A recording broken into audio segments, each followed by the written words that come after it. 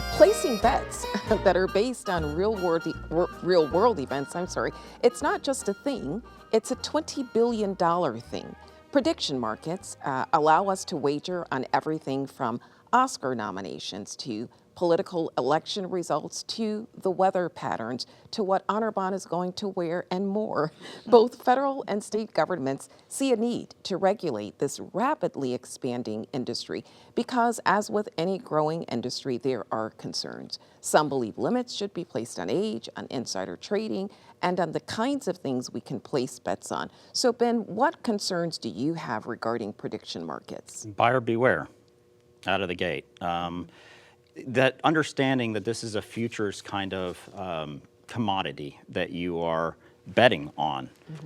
So if they're going to say, inflation's going to come down next quarter, well, you can bet for that, and percentage-wise is what you have to beat in order to get the full dollar. So it might be 79% that it's supposed to come down. If you pay 79 cents a dollar, and it does go down, then you get a dollar for every 79 cents you put in. So it's actually a really good reflection of what people think are going to occur. And then, of course, there's the concerns of insider trading, which wasn't a thing even for the stock market until 2010 for futures. So, and go ahead, Lisa. Well, you identified the three main problems as I see them: insider trading, the kinds of things you can bet on, and age. All of these things are regulable. They just need to be regulated.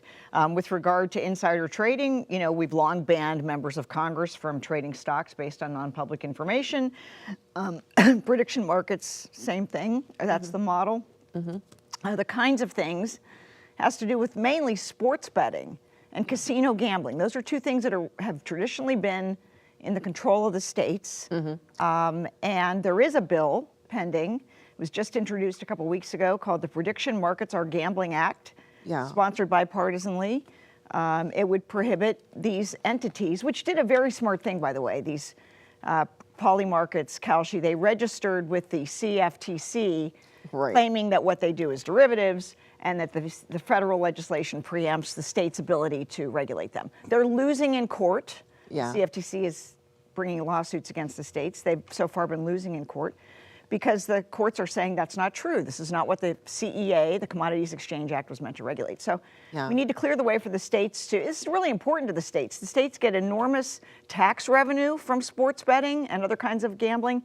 The current situation intrudes upon tribal sovereignty because they operate casinos legally. It's a huge source of revenue for them. There's concerns about age limits, consumer protection. For all these reasons, we need to carve out sports betting, casino-style gambling. But I agree, the rest of a lot of what's bet on here is actually quite valuable. We get a lot of information from these prediction markets that polling, especially nowadays, just can't give to us.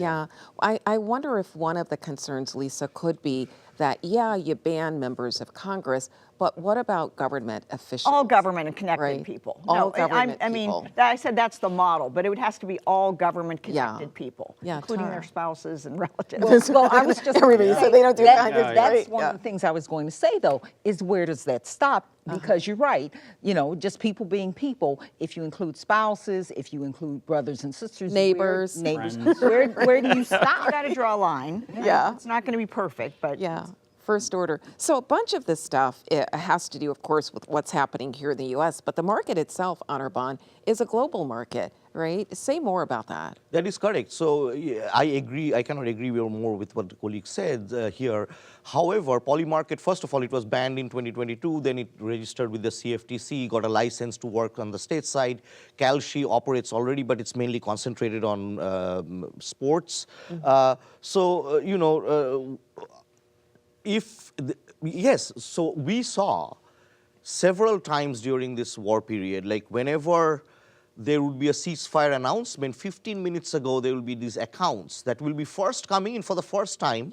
They will do only one bet, which is on that particular war, or the particular news about ceasefire, and rake millions, $440,000, and these are all done in cryptos. So you are right, it is very difficult, right? I just might have a friend somewhere and I say, hey, dude, place this bet, let's keep it under the wraps and we'll just play in crypto. You are not my family. people would not come. So if I want to hide it, I can hide There's it. a I way think the to do best it. thing is to say that these platforms cannot bet on anything that is geopolitical or of any kind of, No, and but that's have a complete break on that. That's a You know, tough about thing to war, about define. bills, Yeah. and so on. Assassinations, and that's the big issue, right? Where do you draw the line as to what can be No, bet on? see, look, because of the inflation, that's fine. You cannot manipulate inflation. Nobody can come and reduce No, the no, I'm inflation. not talking about where you can But control for it, war but and peace, the this is- substance of it, Right. right? Certain types of things, That's like right. who's going to get assassinated, how many folks are going to Well, get that killed. could be outlawed and Yeah, should be. but you'd there's- have to have a long list, no? Here's what you can, here's what you can't do. Yeah, I think start there's- somewhere. I think that's definitely on the wrong side of the line. But I generally, I think these things are very interesting. And again, I think there's value in them in terms of a source of information about how people feel that we don't otherwise have access to. And that's really important. I think there are ways to do it. No regulation is going to be perfect.